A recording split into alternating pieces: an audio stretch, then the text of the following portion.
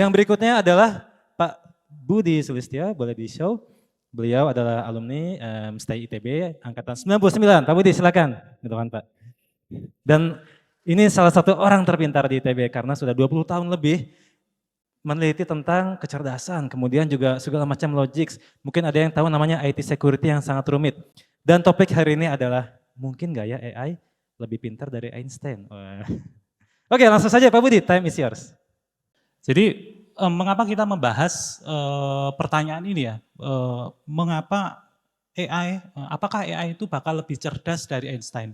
Nah ini ada, kalau ini kan berarti lebih cerdas secara intelektual gitulah ya. Nah beberapa minggu yang lalu sebenarnya saya mendengarkan, jadi waktu itu ada sebuah acara gitu ya, di situ hadir seorang seniman sebenarnya yang saat ini menjabat sebagai staf presiden ya, yaitu Pak Yovie Widianto. Isunya sama. Jadi apakah AI itu bisa menghasilkan seni yang melampaui seniman? Ya, itu isu yang sama. Nah, mengapa hal itu penting? Ya, ini sangat penting ya, karena kita mesti tahu batas-batas AI itu seperti apa. Kalau kita tahu batas-batasnya, nanti kita akan bisa menggunakan AI itu dengan baik ya. Tadi Pak Agus Ngermanto sudah menjelaskan bahwa overclaim mengenai kemampuan AI itu ternyata sudah cukup ekstrim ya tadi ya, yang dijelaskan Kurzweil dan sebagainya. Nah ini sedikit saya mengutip Popper ya, tadi Einstein ini Popper ini adalah seorang filosof yang merupakan teman dekat Einstein ya. Dia menjelaskan bahwa karakteristik dari manusia seperti Einstein itu adalah dia merumuskan sesuatu yang melalui lompatan imajinatif, Bapak Ibu ya. Jadi lompatan imajinatif itu berarti dia tidak bisa dijelaskan dengan apa yang ada sebelumnya ya. Kalau AI itu kan biasanya kita sebut data driven, dia berbasis data. Nah, lompatan imajinatif ini kurang lebih artinya adalah bahwa rumusan-rumusan manusia seperti Einstein itu nanti dia tidak bisa dijelaskan oleh data, ya. Kita tidak bisa menemukan runutan logisnya. Nanti kita akan lihat.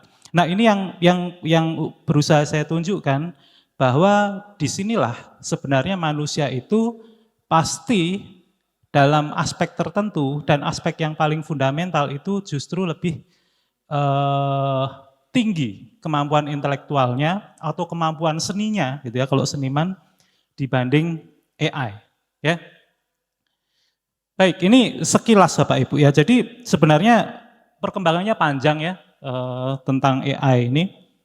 Kalau kita lihat tahun 36 ada Turing gitu ya yang merumuskan struktur dasar dari komputer gitu ya. Yang berikutnya juga dia merumuskan ada semacam imitation game. Imitation game itu bagaimana kita membedakan kecerdasan manusia dengan kecerdasan robot gitu ya. Nah itu menjadi salah satu parameter yang digunakan untuk mengukur apakah AI cerdas atau tidak.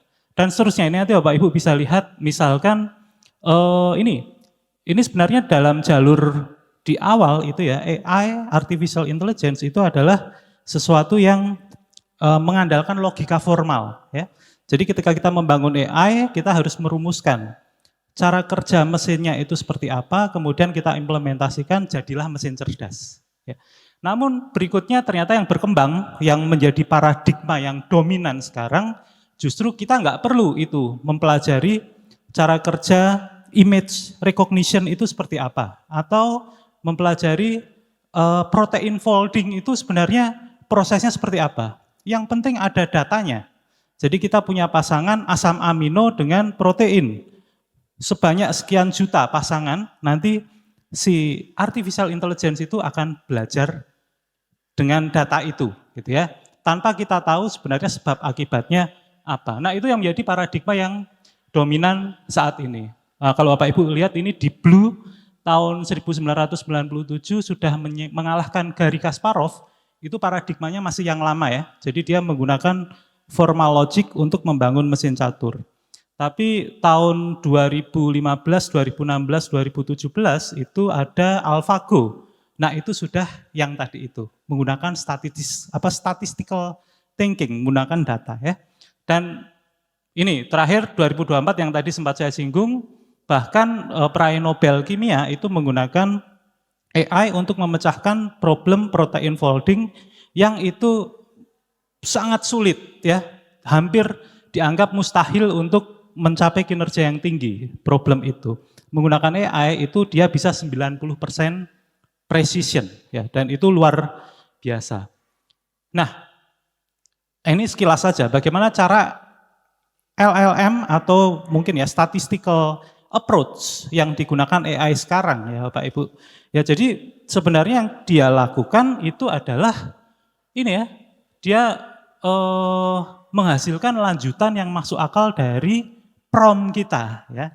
Kita punya rangkaian kata, bisa pertanyaan, bisa sebuah kalimat yang tidak selesai, kita masukkan ke ChatGPT, Gemini ataupun Copilot dan sebagainya. Nanti dia akan mempelajari secara statistik kira-kira nanti lanjutan apa yang paling masuk akal yang muncul. Gambarannya seperti itu ya Bapak Ibu ya. Jadi prinsipnya adalah statistical thinking ya. Nah ini yang ya ini ya, jadi dia memprediksi nanti secara statistik mana yang paling mungkin dan sebagainya. Ya, jadi sebentar. Nah ini ya, ini yang menjadi salah satu karakteristik dasar ya. Jadi ketika LLM, Large Language Model, ya, yang menjadi basis fundamental dari AI, paradigma AI yang sekarang, dia membangun kemampuan natural language ya, tapi tanpa menggunakan rule-rule bahasa sama sekali. Nah, ini yang tadi dijelaskan Pak Agus juga, kalau Chomsky mengatakan bahwa kemampuan berbahasa manusia itu punya rule-rule dasar yang dia fitri, innate ya. Jadi rule dasar itu sudah dimiliki, baru manusia itu belajar bahasa. Nah, kalau di sini nggak perlu itu rule dasar, yang penting masukkan seluruh teks yang bagus yang ada di dunia gitu ya. Kita masukkan ke AI, dilatih, nanti dia seakan-akan akan bisa mengetahui grammar yang bagus. Dia bisa membuat kalimat yang bagus, membuat kalimat yang koheren ya. Dia bisa menjawab dalam berbagai bahasa seperti Sabrina tadi ya. Jadi ini kemampuan yang disebut sebagai kemampuan yang emerge. Dari data teks itu muncul berbagai kemampuan, tadi itu grammar dan sebagainya ya. Bahkan klaimnya nanti dia akan paham logika. Ya. Dia akan paham formal logic. Meskipun statistical, kita tahu kan bahwa segitiga itu kalau di jumlah sudutnya 180 derajat, itu bukan statistik, itu formal logic. Nah, klaimnya adalah dengan pendekatan statistik nanti AI ini akan bisa memahami formal logic juga. Nah, itu yang berusaha kita lihat ya di sini, benar nggak seperti itu? Nah, ini beberapa kritik terhadap pendekatan statistical. Tadi ada Chomsky tadi ya, dia menyebutkan nggak bisa itu kita mempelajari cara kerja otak manusia dengan menggunakan statistical. Cara kerjanya nggak seperti itu. Di otak kita sebenarnya sudah punya rule-rule yang innate ya. Nah, bagaimana rule itu muncul nanti itu pertanyaan filosofis selanjutnya. Tapi ada rule itu. Tanpa itu tidak bisa. Ya. Kira-kira seperti itu ya. Jadi Chomsky menentang. Ini termasuk dia yang anti pendekatan statistical approach itu. Ya. Tapi ada kontra kritiknya ya. Ini sebenarnya Bapak Ibu kalau mengikuti nanti ada Peter Norvig ya yang sempat debat dengan Chomsky mungkin tahun 2000-an gitu ya tentang ini. Jadi kontra kritiknya adalah metode statistikal dalam LLM ini terbukti dapat melakukan percakapan yang koheren. Ya, apalagi sekarang sudah semakin terbukti ya. Jadi kayaknya kok Chomsky keliru ya. Jangan-jangan cara berpikir kita itu sebenarnya statistikal, bukan formal ya. Segitiga tadi itu jadi seperti apa? Nah, itu jadi problem ya. Keberhasilan LLM ini justru menjadi tantangan balik bagi Chomsky, yaitu barangkali mesin statistik ini justru yang dapat menjelaskan kecerdasan manusia. Ya. Nah ini berikutnya, dari kritik dari Erik Larson ya, singkatnya adalah dia menyatakan bahwa AI itu hanya melakukan induksi. Ya. Bapak Ibu ya, induksi itu ya berarti dari data itu, kemudian dia menghubung-hubungkan pola antar data itu, kemudian dia melakukan ekstrapolasi, melakukan generalisasi. Jadi itu adalah induksi. Ya. Yang tidak bisa dia lakukan adalah abduksi. Abduksi itu maksudnya adalah ketika ada sesuatu gitu ya, ada kejadian misalkan ada sendal hilang ya. Sendal hilang di rumah gitu. Kita secara abduktif nanti menduga ada beberapa alternatif. Ini case-nya apakah ada orang lewat kemudian ngambil sendal atau sendalnya ketinggalan di suatu tempat. Dari berbagai alternatif itu kita bisa memilih mana yang paling possible. Itu yang disebut sebagai abduktif ya. Kata Larson nggak bisa ini statistical analysis melakukan pendekatan melakukan pemikiran abduktif ya. Nah, tapi ada kontrakritiknya Pak Ibu ya, bisa dilihat pencapaian saat ini LLM ternyata menggunakan data teks yang sangat besar. Sehingga dengan metode deep learning itu dia dapat seakan-akan melakukan abduksi, ya. Termasuk yang tadi ya, dia menghasilkan jawaban atau respon yang relevan dan sebagainya. Nah, salah satu yang diungkap oleh Larson juga adalah ini agak sulit dengan pendekatan yang sekarang ya. Kata Larson, kita ketika menanam kecerdasan untuk menjawab problem fundamental, kita harus menanamkan konsep-konsep yang lebih fundamental lagi. Terus gitu ya, untuk menjelaskan yang lebih fundamental, kita perlu yang lebih fundamental lagi, dan itu tidak ada habisnya. Kata Larson itu nggak ada solusinya, tapi dengan LLM, kita dapat melakukan itu ternyata ya. Jadi ini yang disebut sebagai problem bottomless bucket itu ternyata seakan-akan bisa diselesaikan. Wah, ini berarti ternyata LLM cerdas banget ya. Jangan-jangan dia nanti bisa melampaui manusia dan sebagainya. Nah, ini nanti Bapak Ibu bisa lihat ya, salah satunya adalah ini yang Judea Pearl, ini adalah salah satu tokoh AI juga. Dia mengatakan bahwa tidak mungkin statistical analysis itu bisa mengenali hukum kausal ya. Jadi ketika ada data, sebenarnya yang kita lihat itu hanya korelasi ya Pak Ibu ya. Sebuah kejadian ternyata berkorelasi dengan kejadian yang lain. Dari situ kita tidak bisa menyimpulkan sebab akibat. Si AI-nya nggak bisa. Yang bisa menyimpulkan ada sebab akibat itu adalah intelek manusia. Kata Judea Pearl ya. Jadi dia mengusulkan kalau mau membangun AI yang bisa berpikir seperti manusia, maka prinsip-prinsip fundamental itu harus ditanamkan.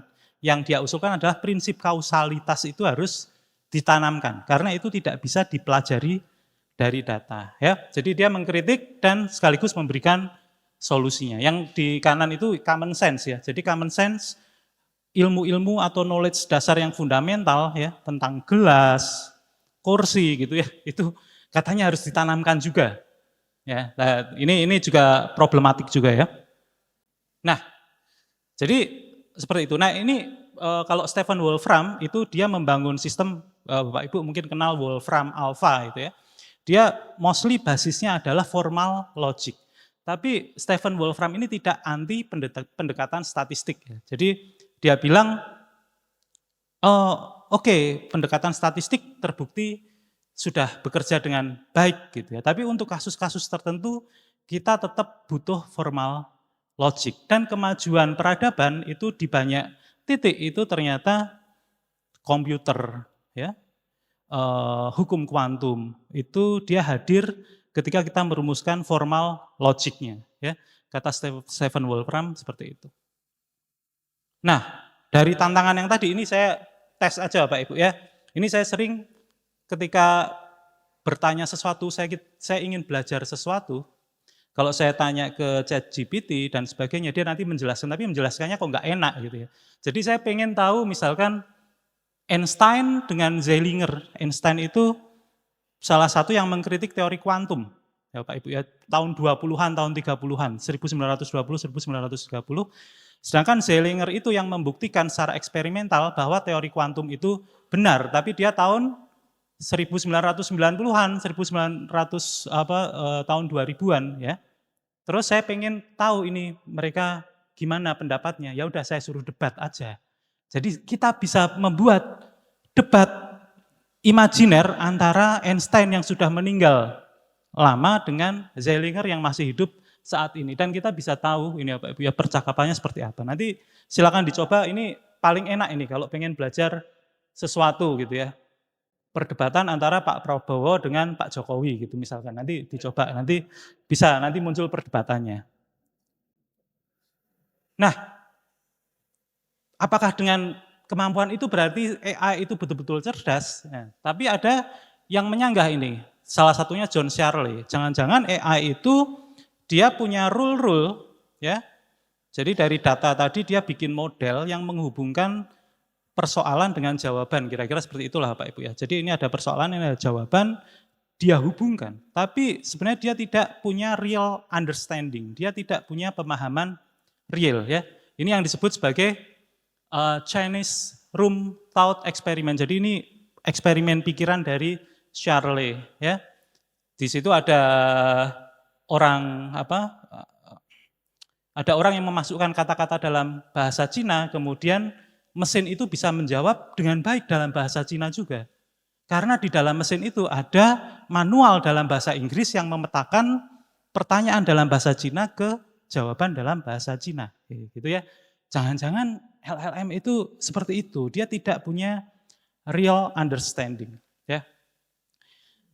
Baik, jadi ini mungkin saya bahas agak cepat Bapak Ibu ya, untuk menunjukkan bahwa tadi itu ya, Einstein itu memang lebih cerdas dari AI. Ya, kita akan lihat mungkin struktur dasar teori itu sebenarnya seperti apa ya. Ini mungkin sekilas saja. Jadi singkatnya, teori itu tidak akan bisa dijelaskan dari data, Pak Ibu ya. Jadi teori itu hadir itu merupakan lompatan imajinatif. Ini nanti Bapak Ibu bisa baca bahwa sebenarnya alur logikanya, teorinya memang mungkin awalnya diinspirasi oleh data. Tapi ketika teori kuantum, teori gravitasi itu hadir, itu dia nanti justru dia beyond data. Ya. Dia nanti akan menjelaskan data yang ada, atau dia justru akan memprediksi data yang ada. Ya. Jadi kita tidak bisa berharap bahwa AI yang merupakan statistical model tadi itu, dia akan melampaui data, analisis data. Yang paling jauh yang bisa dia lakukan adalah mempelajari pattern dari data. Jadi kalau data itu mengandung feature yang kaya, nanti AI-nya juga bisa melakukan hal yang sangat kaya. Ya, seperti ChatGPT dan kawan-kawan itu ya, dia bisa macam-macam. Karena memang di data itu feature-nya banyak, tapi dia tidak akan melampaui data itu. Nah itu nanti kira-kira singkatnya seperti itu. Nanti ini ya teori saintifik dan sebagainya, nanti Bapak Ibu bisa lihat juga ya. Nah bahkan teori sains itu, tadi ya sebelumnya ya. Jadi, ya jadi teori sains itu bahkan sampai dia merumuskan entitas-entitas, Bapak Ibu ya, yang sebelumnya tidak ada. Jadi misalkan ketika Newton merumuskan gaya gravitasi, itu hal yang baru. Tidak ada data tentang gaya gravitasi, itu enggak ada. Gaya gravitasi itu rumusan Einstein. Setelah dirumuskan baru bisa diukur. Ya sebelumnya enggak ada. Jadi kalau kita berpegang pada data, enggak akan kita dapat gaya gravitasi. Ya. Probabilitas itu rumusan abstrak Bapak Ibu ya. Probabilitas, Bapak Ibu belajar probabilitas, ada hukum-hukum probabilitas. Kalau kita melihat benda-benda ini, kejadian di alam, kita nggak akan mendapatkan yang namanya probabilitas. Ya. Itu adalah rumusan baru, entitas baru. Nanti kalau Bapak Ibu lihat ada atom, proton, neutron, elektron, itu adalah rumusan entitas yang dirumuskan lebih dahulu, baru berikutnya dibuktikan bahwa memang entitas itu ada ya. Jadi ini saya ingin menunjukkan bahwa saintis dan kita semua, kita selalu membuat hipotesis yang melampaui apa yang kita alami Bapak Ibu ya. Kalau saintis merumuskan tadi itu entitas-entitas itu sebagai hipotesis ya. Kita juga sebenarnya dalam taraf kecil maupun besar manusia selalu seperti itu ya, merumuskan beyond apa yang kita alami sehari-hari. Kira-kira seperti itu ya. Nah, jadi ini nanti bisa kita baca aja ya. Jadi kehadiran teori baru meskipun dalam banyak kasus didahului oleh data, tidak dapat dijelaskan oleh data observasi tersebut ya. Jadi kebalik ya, kalau kita mengiranya teori itu muncul dari data. Tidak seperti itu. Teori itu hanya data itu hanya bisa menginspirasi hadirnya teori. Ya. Jadi justru sebaliknya teori baru dapat menjelaskan data observasi yang sebelumnya dan sekaligus memprediksikan fenomena baru yang tidak bisa diprediksikan oleh teori lama. Ya. Jadi bahkan nanti ada data baru, ya. Yang paling bawah itu Bapak Ibu ya. Dalam banyak kasus data yang merepresentasikan fenomena yang diprediksikan oleh teori baru tidak akan pernah ada sebelum teori tersebut dirumuskan. Jadi bahkan datanya pun tidak akan pernah ada. Baik, kita lanjut dulu. Jadi ini prinsipnya udah dapat ya Pak Ibu ya. Kita next slide, Mas. Nah, ini mungkin kita skip dulu. Nah, jadi ini nanti Bapak Ibu bisa lihat lagi ya. Jadi sebenarnya mitos atau tidak itu. Einstein lebih LLM lebih cerdas dari Einstein. Kita lihat kalau diajak main catur Einstein pasti kalah gitu ya. Diajak pinter-pinteran melakukan temuan protein folding yang spesifik Einstein pasti kalah. Tapi dalam hal general intelligence yang tadi itu ya menemukan teori berdasarkan data dan seterusnya itu pasti Einstein tidak akan dikalahkan oleh AI ya.